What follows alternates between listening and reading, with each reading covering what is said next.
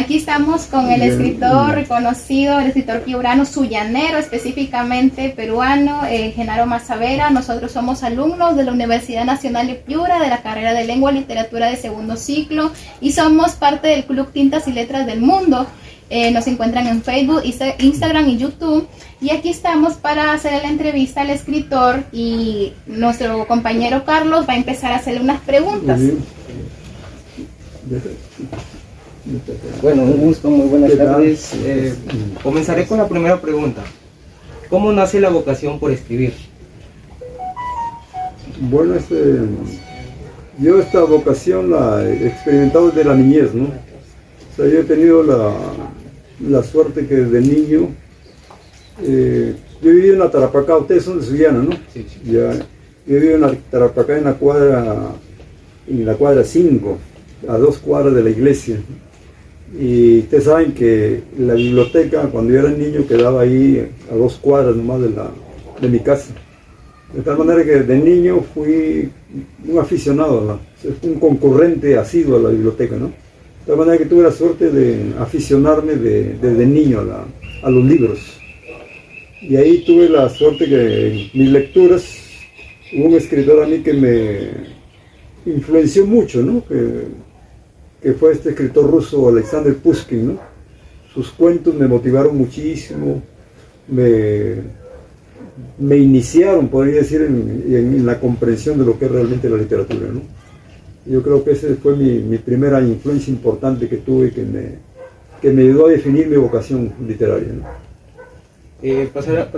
Pasaremos con la siguiente pregunta. ¿Cuántas obras tiene publicadas? Bueno, yo fundamentalmente lo englobo en base a, bueno, libros. El primer libro que publiqué se llamó El embargo, por las arenas muertas y otros cuentos, ¿no?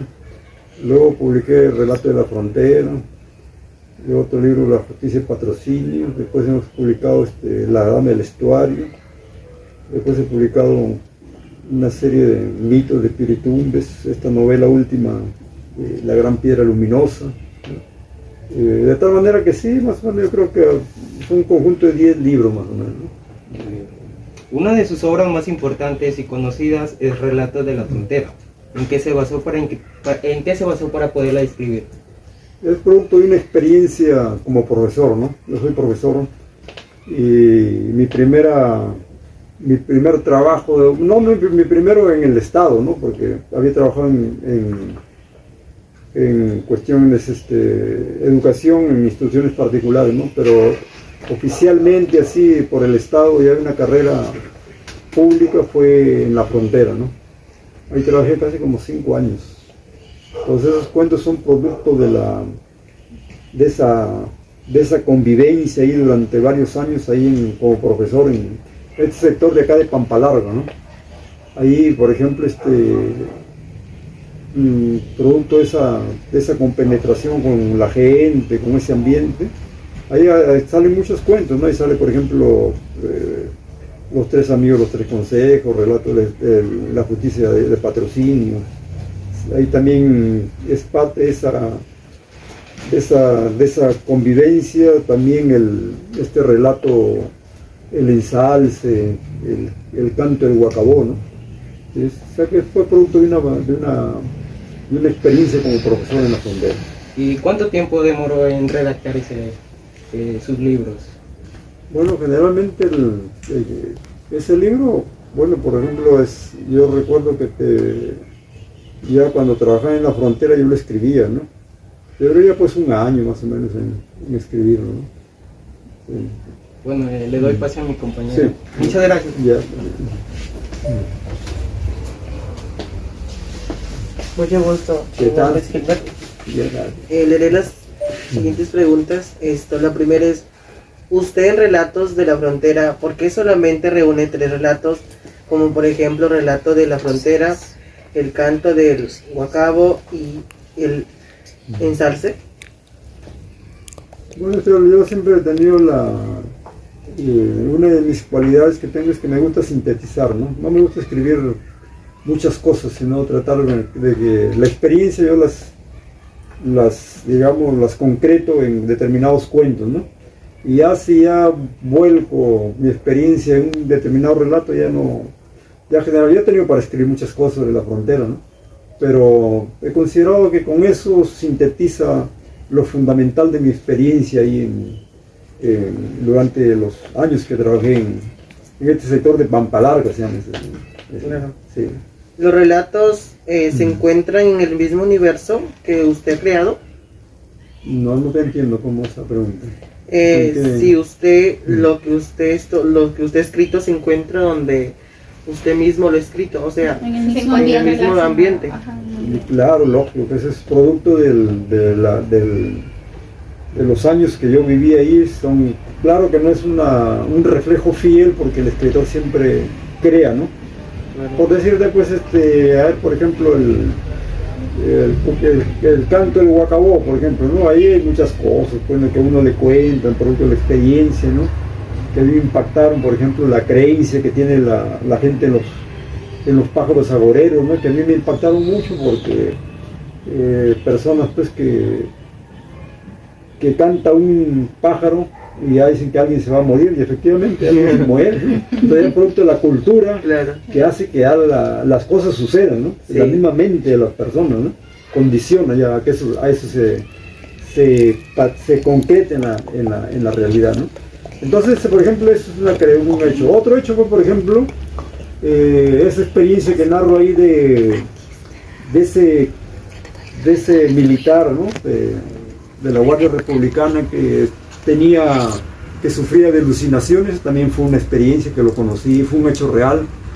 Pero yo lo relaciono todo eso y crea uno, el escritor, pues, es el aspecto creativo, ¿no? Une diferentes cosas y las integra y crea una realidad, ¿no? Claro. Pero son producto de todo, de hechos que ha vivido uno, pero que los relaciona, ¿no? Sí. Ahora cuéntenos cómo es que surgió la idea de escribir estos 3 consejos que fueron creados por usted, o alguien le dio alguna idea de cómo crearlos. No, el escritor fundamentalmente lo que le impacta a la realidad, ¿no? A mí me impactó mucho esa realidad, me hizo, sobre todo porque cuando tú vas a esas zonas, te van a ser profesores, van a chocar con esa realidad, van a chocar, les va a impactar, porque ustedes están acostumbrados a una cultura, ¿no? Sí, claro. Y van a otro sitio, pese a que es la misma región, ¿no? Yo por ejemplo me asombraba que Lancones, donde yo he trabajado, Pampa Larga, pues, una parte pertenece a Sullana, la provincia, y otra pertenece a Ayabaca, ¿no? Y sin embargo, estando dentro de la misma región, sin embargo, qué diferente las manifestaciones culturales, ¿no? Sí. Yo he trabajado, por ejemplo, en varios, y asombra de que en un espacio, una región, existan tantos ámbitos culturales. Yo he trabajado, por ejemplo, en la frontera, es una realidad. He trabajado en la zona de San Lorenzo, es otra realidad cultural. He trabajado en la zona de Ignacio Escudero, ¿no? Todo eso es otra realidad cultural. Ayabaca, Huancabamba, es otra realidad, ¿no? Están dentro de la misma región, pero son cosas que a uno le impactan cuando tú ves la forma de la creencia que tiene la gente, ¿no? Sus manifestaciones culturales, también sus cuentos, porque tienen también sus historias, ¿no? Sí, yo he sí. recogido también, ¿no?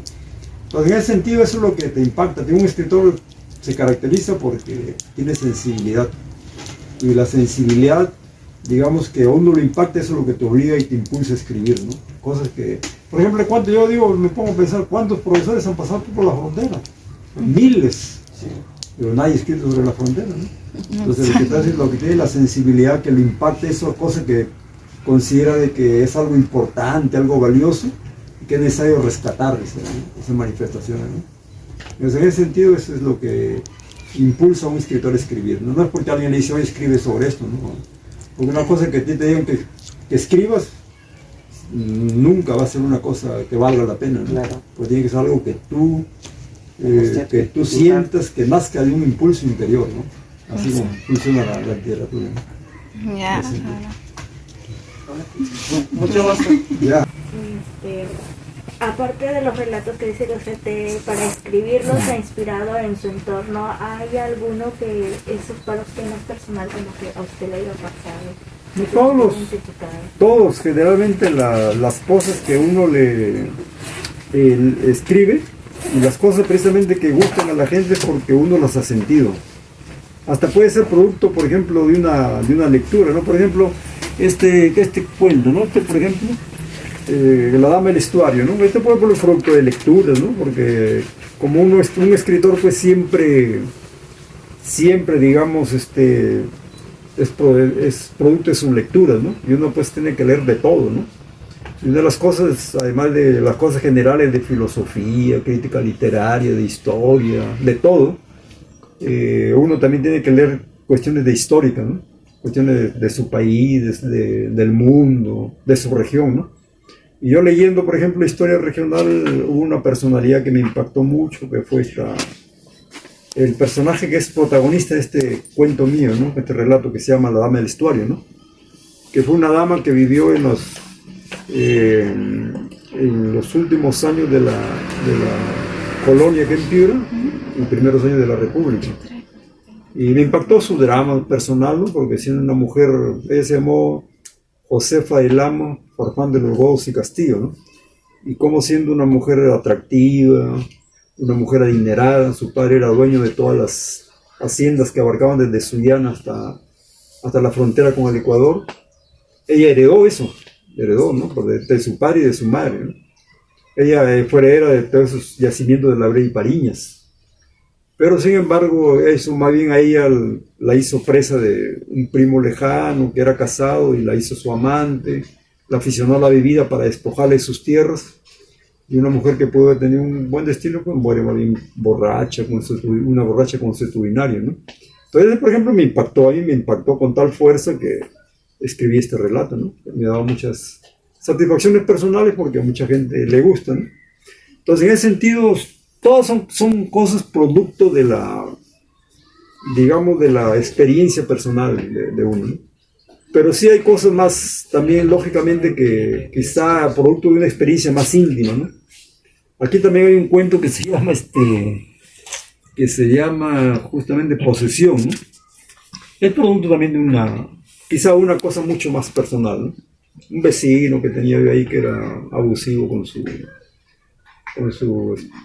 esposa, con sus hijos, ¿no? Entonces, ese relato ahí, tuve tal enemistad personal con este señor que si yo no lo mato en el cuento, lo hubiese matado en la realidad, ¿no? Entonces, la literatura sirve como una catarsis también, ¿no? Para liberarte de eso, ¿no? Entonces, son experiencias, pero todo es producto de experiencias que te tocan de una manera a veces cercana o lejana, pero de una u otra manera tú la sientes como íntima, no como personal, ¿no? Ese sentido. ¿Y alguna vez cuando ha estado en plena escribiendo sus relatos, no ha tenido algún bloqueo así? No, el bloqueo normal, natural, es en el sentido de que fundamentalmente ustedes saben que los clásicos hablaban de que siempre en todo momento creativo existe la primera etapa que era la invención, ¿no? Después seguía esta etapa de la elocución, ¿no? O sea, donde uno ponía en práctica todo eso, ¿no? Pero la etapa más difícil que tiene cualquier persona para crear es la etapa de la invención. Porque para mí escribir es fácil, ¿no? Escribir es fácil, pero cuando ya tienes concebida la historia, la idea, cuando ya sabes cómo solucionar un problema estético, ¿no? En la concepción de un cuento, ¿no? Porque, por ejemplo, la justicia de patrocinio, por ejemplo, cuando yo lo escribí de una manera lineal, ¿no? Y lo presenté a un concurso, incluso ganó un primer puesto, ¿no? Pero sin embargo, después, como yo repaso mis cuentos, ya la mente lo reestructuró de otra manera, ¿no? Entonces la última versión es diferente a cómo lo ganó. Entonces, en ese aspecto, la mente es bien creativa en ese aspecto, ¿no? Y yo lo que tengo es que mis cuentos, yo lo estoy renovando constantemente, ¿no? Porque yo me gusta digitar mis relatos cuando los mando nuevamente a una reimpresión, y me doy cuenta de que hay palabras que son más precisas o otra manera de abordar que lo reestructuro. Entonces, en ese aspecto estoy en una constante creación, ¿no? Entonces, la etapa más difícil es la etapa inventiva, porque a veces cuando no tienes nada que escribir, o tienes algo, te preocupa algo que quieres escribir, pero que no sabes cómo afrontarlo, cómo enfrentar estéticamente, entonces esa es la etapa más difícil. Ya cuando tienes claro eso, ya la etapa de la elocución, como decía, ya de ejecutar el relato es completamente fácil, en ese sentido, ¿no? Pero, como te repito, el bloqueo se da sobre todo en la primera etapa, ya cuando has acabado un proyecto creativo y ya quieres iniciar otro. Esa es la etapa más difícil, ¿no? Y al momento de darle la conclusión, el final a sus relatos, ¿alguna vez lo ha decidido a última hora, como que ya tenía el relato preconcebido y lo iba a acabar de cierta manera, pero al final lo cambia y ya no le des el final que al principio pensaba? Digamos que lo que se da, digamos, el problema es que yo soy más que todo escritor de cuentos, ¿no?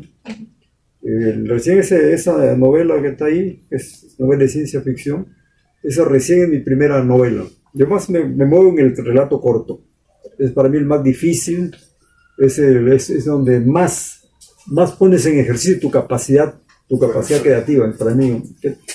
Entonces el problema está, digamos, de que, por ejemplo, en un cuento, tú tienes que tener ya prácticamente decidido todo. Tú no puedes decir, yo voy a empezar este cuento así y lo voy a terminar de esta manera, sino que la cuestión es, digamos, de que tienes ya que tener definido todo. No puedes decir, voy a empezar así y después veo cómo lo termino, no. En el cuento ya tienes que tener concebido todo. Por ejemplo, la justicia para el pacto de Mr. Lee, por ejemplo, es un relato que me demoré años, pero yo había investigado bastante sobre este personaje, ¿no? Que había llegado acá en Piura en 1850, más o menos, y que se convirtió en el hombre más rico de Piura, ¿no?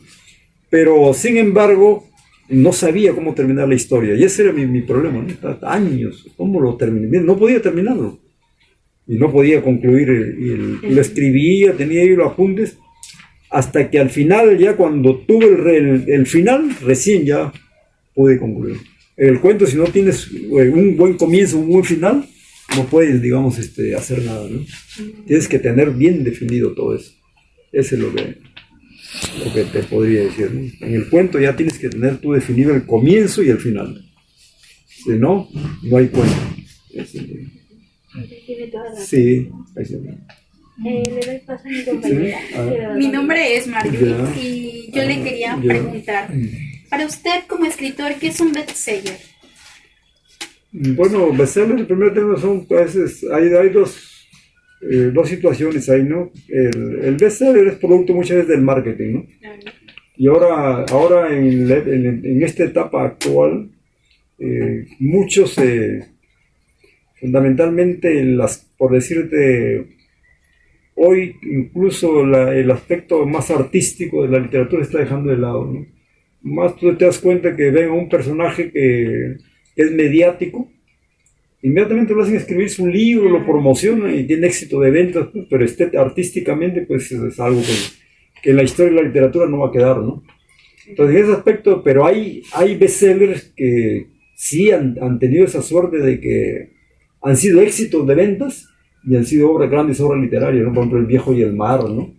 El mismo, por ejemplo, 100 años de soledad fue un bestseller, ¿no? Porque se vendieron miles de ejemplares. Entonces, pero son raros eso, ¿no? Son raros. Más son producto del marketing. Sí, porque tú tienes un buen número de ventas. Sí, y eso lo ves en las editoriales ahorita, lo que les interesa es la ganancia, promocionan bien a un autor, al menos como te digo, si es un personaje que es conocido, que tiene prestigio, pero no prestigio en el sentido más que todo que es conocido y que saben de lo que él escriba se va a vender, y eso es lo que les interesa, ¿no? A usted como escritor, ¿cómo es que le llega la inspiración? ¿Qué es lo que lo motiva? No, pues eso es producto de tu lectura, de tu experiencia, lo que vas viviendo, ¿no? Algo que te motiva. Cualquier cosa te puede motivar, ¿no? Claro. ¿Cuál es la publicación que más satisfacción personal le ha dado a usted? Todos mis cuentos. Todos, porque yo lo que tengo, digamos, es de que cuando escribo, yo escribo con bastante responsabilidad, ¿no? O sea, no me gusta escribir cosas. Una cosa que no me gusta, a mí no la publico, ¿no? Tengo un montón de cosas ahí, ¿no? Estoy esperando todavía que tengan un buen, como decir, acabado, ¿no? Artístico, ¿no? De tal manera que todos mis cuentos yo los he trabajado bien, ¿no? Entonces, en ese aspecto, todos me han dado muy buenas satisfacciones. Muchas gracias. Le doy paso a mi compañera. Ya para finalizar, algunas preguntas. Bueno, ahorita que estamos en la etapa de juventud, de adolescencia, ¿cree usted que la etapa de la adolescencia es la más propicia para escribir? Y si usted lo cree así, ¿cómo es que la podemos motivar? Yo creo que la etapa de la adolescencia fundamentalmente es para formarse todavía, ¿no?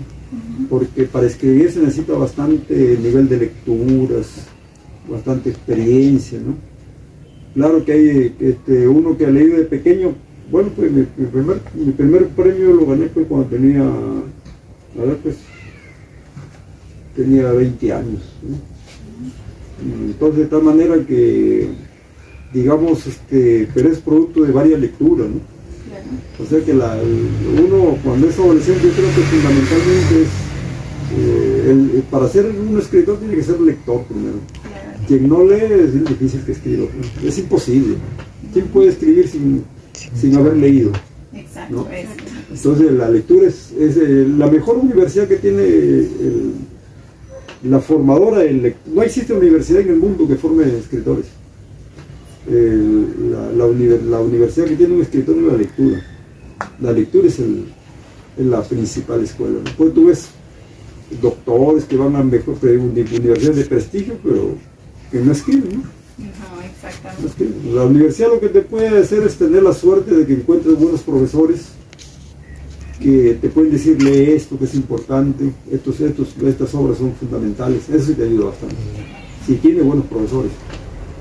Pero de ahí para enseñarte a escribir, no, es producto de tu nivel de lecturas que tengas.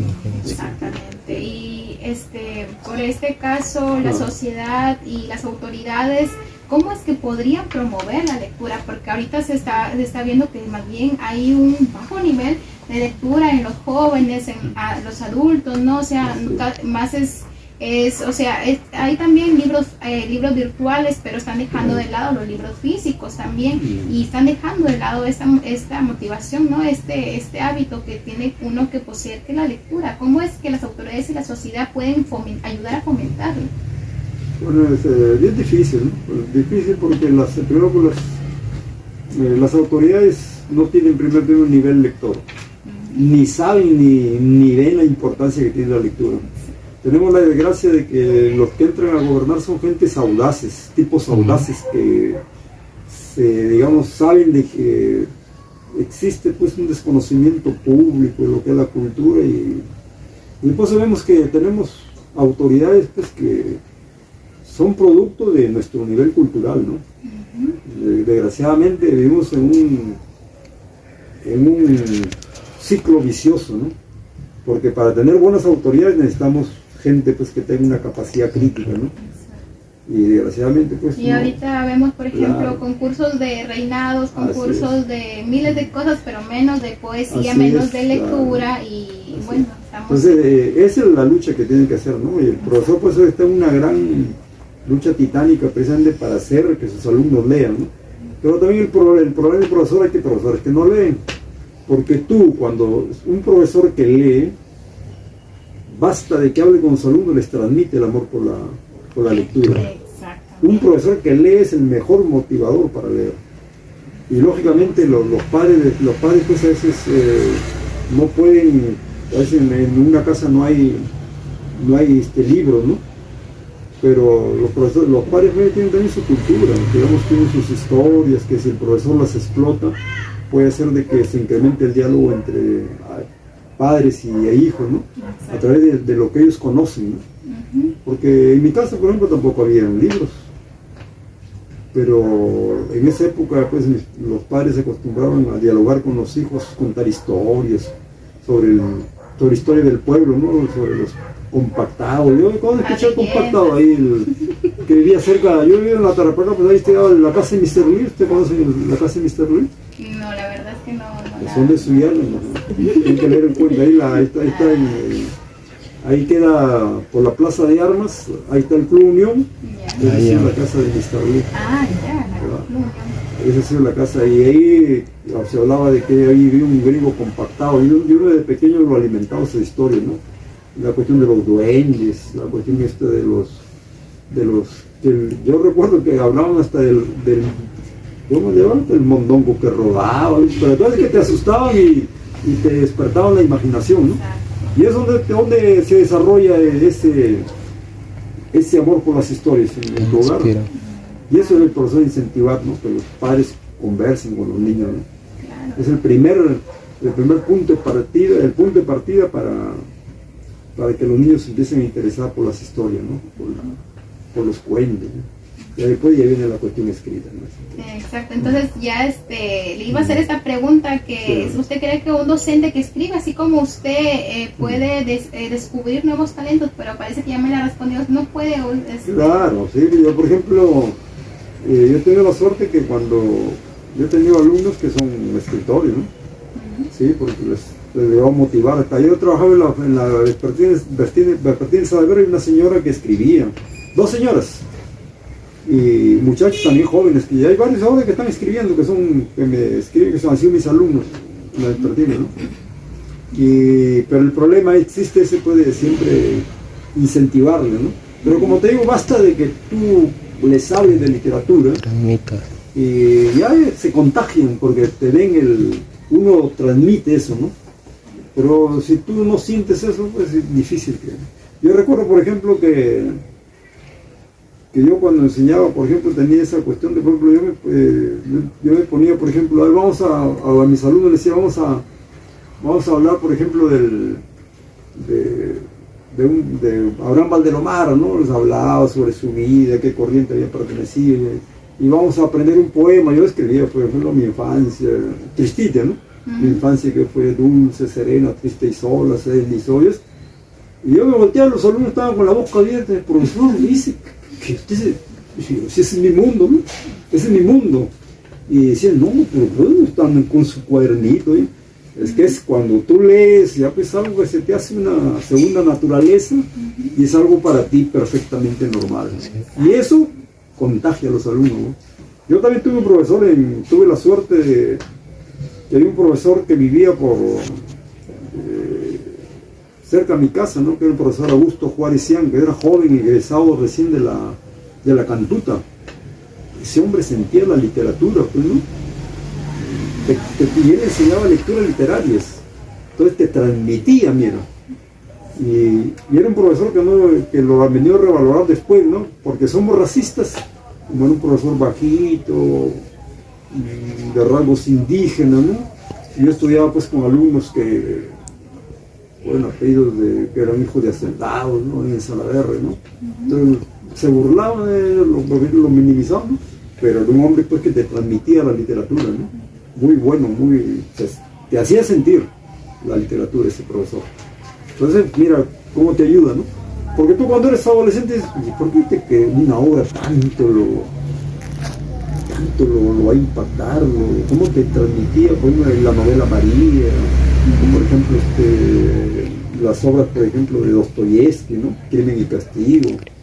Pues eso ya es la mejor influencia que puede tener un alumno. Claro, Imagínate pues, un alumno que le transmitas un cuento, le digas, mira, este cuento es hermosísimo, basta que el alumno te vea para que se contagie. Exacto, así como por ejemplo yo decidí estudiar lengua y literatura por sus libros de ustedes, autoría, y más me motivó es que el profesor de la academia donde yo estaba me habló con mucho entusiasmo de esos libros de usted, entonces comenzó a lanzar preguntas. Yo ya había leído en primaria esos libros y tenía esa motivación, esas ganas, ¿no? Como que leamos aún más de sus libros. Entonces eso es lo que me motivó a estudiar la carrera de lengua y literatura, y creo que a muchos de nuestros compañeros también. Sí, eso pues digo que es lo primordial, eso es lo que hay que enseñar a transmitir a los profesores, de que deben contagiar. Yo digo, lo que mejor que puede ser un profesor es, antes que estarle enseñando que gramática, el sustantivo, si le transmite el amor por la lectura,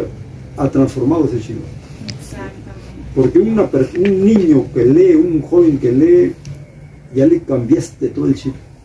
Ya ese va a ser una persona que va a tener el amor por el conocimiento, por la cultura, y todo lo que le puede saber enseñar. Yo creo que yo siempre digo que el profesor debe abocarse a eso, Pero hoy el profesor lo están convirtiendo en burócrata, en estar puros documentos, más el profesor va cansado y de tanto papel y no tiene ni ganas de conversar con los alumnos, ¿no? Entonces, hay que cambiar. Yo creo que es producto de toda una política que quieran inconscientemente tratan de hacer de evitar. Parece que no quisieran que los niños o los jóvenes lean, porque es peligro. Una persona que lee es un peligro para los poderes, ¿no? Para los poderosos, porque una persona que lee, que se prepara, va a cuestionar el orden establecido, ¿no? Y es por eso que siempre ha habido toda una política de los gobernantes a nivel desde la época de la colonia, ¿no? Porque cuando precisamente la insurrección de Túpac Amaru, lo primero que hicieron los españoles, prohibieron la lectura de los comentarios reales de los indios. ¿Por qué? Porque los comentarios reales de los indios era el libro de cabecera de Túpac Amaru, porque te da identidad cultural, te da rebeldía, ¿no? De todo lo que ha sido este país y en qué lo han convertido estos señores, ¿no? Entonces, en ese aspecto, la República hereda eso y siempre ha tratado, después que la educación del pueblo se ha minimizado siempre porque han visto un peligro. Y desgraciadamente, pues los jóvenes, todos hemos interiorizado de tal manera que en estos momentos felices porque el nivel del lector pues está bajísimo. Exacto, hasta se ven canales de televisión, series que lamentablemente en mi totalmente, opinión personal, no sirven para nada y en vez de enseñar cosas cultas, lectura, motivar a la lectura, no la minimizan, no la reducen. Eso no es casualidad, pues, es producto de toda una política. Exactamente. Mira, tú a nivel mundial, ¿tú crees que por qué todos estos programas que salen estos jovencitos que también cuidan su cuerpo, todo, pero les preguntan quién es Grau, no les conocen, pero sin embargo, ¿cómo fomentan eso? Y la gente está pendiente de esos programas, y encima, ¿por qué? Les regalan un carro, les regalan, ¿qué hacen regalos? Pues por tonterías, entonces el joven, esa mentalidad. Sin embargo, un Marco Aurelio de Negri, pues con toda su cultura, como decía, le da vergüenza pues que le pagaban creo 700 al mes, cuando a una Gisela pues o otros de ese tipo de espectáculos les daban carros, departamentos, pero no es gratuito eso, eso es de manera intencionada. ¿Para qué? Precisamente para ¿qué concepto tienen los niños y los jóvenes? La cultura no sirve de nada. Nada me sirve leer, nada me sirve. Con esto yo voy a obtener dinero. Pero es una trampa porque será para algunos nomás, pero no para todos, ¿no? Exacto, y también en la sociedad actual minimiza, ¿no?, el rol de los docentes y de los escritores, porque no dicen, no, mejor estudia ingeniería, mejor estudia medicina, que vas a ganar más. ¿Qué vas a hacer tú escribiendo libros? ¿Y qué vas a ganar? ¿Cuánto vas a ganar? Entonces minimizan la carrera de docencia. Claro, digamos, todas las carreras son importantes, ¿no? Pero la mejor manera que desanimen no es con eso, es con el sueldo, ¿no? Es con el sueldo, exacto. Te desanima, ¿quién que te va a decir, pues, mira, matarte, amaneciéndote, así, preparando clases por 2.500? ¿Qué son? Es la mejor manera de desanimar a una persona inteligente, con el sueño, salvo que tenga una vocación, pues, ¿no? Y yo digo, si no existieran los docentes, ¿cómo existen las demás profesiones? Si no existiera un docente. Y para terminar, bueno, ¿usted qué consejo le daría a los jóvenes o las personas de toda edad que quieran comenzar a escribir? Especialmente usted dice ya, después que somos lectores, ya vamos a empezar a escribir. ¿Qué consejo ya nos daría para el comienzo de nuestro escrito, ¿no? La verdad es que yo creo que si ya se tiene un nivel lector, depende, ¿no?, lo que se quiere escribir, ¿no? Porque ya implica ahí el conocimiento de unas técnicas, porque la técnica para escribir un cuento, si yo quiero ser escritor de cuentos, o escribir poesía, o escribir novelas, son ya, ya son diferentes teorías, ¿no? Pues diferentes habilidades, diferentes conocimientos, ¿no? Ya viene la preparación, ¿no? Así como un ingeniero pues necesita prepararse, como preparar por ejemplo, si es un ingeniero civil, ¿no? Cómo se construye la estructura de de un determinado edificio, de un puente, de un camino, ¿no? El escritor también tiene que conocer cómo se estructura un cuento, un poema, una novela, ¿no? Si no conoce eso, No, pues no puedes hacerlo. Entonces, así es. Entonces el conocimiento y la práctica de escribir. Yo creo que fundamentalmente escribir. Esa es la práctica. Porque el mismo ejercicio te va dando ya la habilidad. Exactamente. Sí. Entonces nosotros, bueno, como alumnos estamos muy atentos a nuestras clases de lengua y literatura y especialmente, bueno, yo en mi opinión totalmente personal, yo tengo algunos de sus libros y me encanta leerlos así, ¿no? Y además, como le vuelvo a reiterar, el profesor me motivó a leer sus libros. Y ¿Qué también, profesor es? Disculpa. el profesor, Abel, se llamaba Abel Bello. Al Bello, sí, exactamente. Y ahorita nos está enseñando un profesor también que escribe, José Lalupú Valladolid. Sí. Nos está enseñando oratoria y liderazgo, ¿no? Y entonces, justamente... Tiene buenos profesores en lo nacional, ¿no? Está Sigifredo Burneo, también es un excelente profesor. Es bien motivador y además es un gran poeta también, ¿no? Exactamente, también, pero déjeme está decirle que es una dicha haberle hecho la entrevista porque en nuestros colegios, cuando tocamos literatura regional, el primero que lo mencionan es a usted. Por eso es que lo felicitamos bastante porque, o sea, todos nosotros que hemos cursado la secundaria, nos ha tocado que siempre literatura regional, Genaro Mazavera, compren su obra y hagamos los comentarios, ¿no? Y muy bonitas las obras, El relato de la frontera, El canto del guacabó, El ensalce, muy bonitas, ¿no? Y la verdad es que lo felicito y gracias por habernos permitido aquí hacer la entrevista entre todos, gracias por su amabilidad. Y espero otra vez volvernos a encontrar otra vez. Magnífico, les agradezco también su interés, porque de una u otra manera también pues a mí me permite también, yo sé que esto que hemos conversado de una u otra manera va a ser conocido por otras personas, ¿no? Así es. Y eso también me ayuda, digamos, a la difusión de mi obra, ¿no? Exactamente. Aquí, yo les agradezco mucho, ¿no? A nuestro público de Tintas y Letras del mundo, les hacemos saber que el escritor Genaro Mazavera tiene su obra, su primera novela es Hatun Rumi Kanchak, que es La Gran Piedra Luminosa. Es una novela de ciencia ficción, ¿no? Sí. Bueno, yo recién la he adquirido y la voy a leer y de seguro, desde que ya la tengo en mis manos, de seguro que me va a encantar porque los otros cuentos y textos del escritor Genaro han sido magníficos y lo felicito otra vez, le reitero las felicidades, escritor.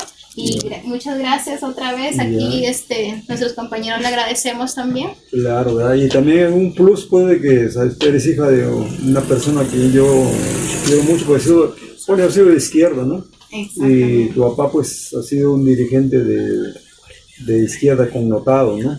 Y siempre lo hemos tratado, como te he dicho, una persona que siempre preparada, ¿no? Y que siempre ha demostrado bastante respeto y que por mi persona, ¿no? Y siempre estaba interesado en mi obra también, ¿no? Exactamente, claro. Porque desde pequeña me hablaba de usted. Claro, ¿no? Sí, hemos sido amigos. Pues, claro, mi amigo Genaro Mazavera, él tiene sus obras, muy, muy bonitas, sus obras muy interesantes, ¿no? Entonces mi padre también es el que ha hecho también ese contacto, ¿no? A pesar que ya está fallecido, pero me ha dejado eso, ¿no? Para una buena herencia cultural, ¿no? Exactamente. Muchísimas gracias.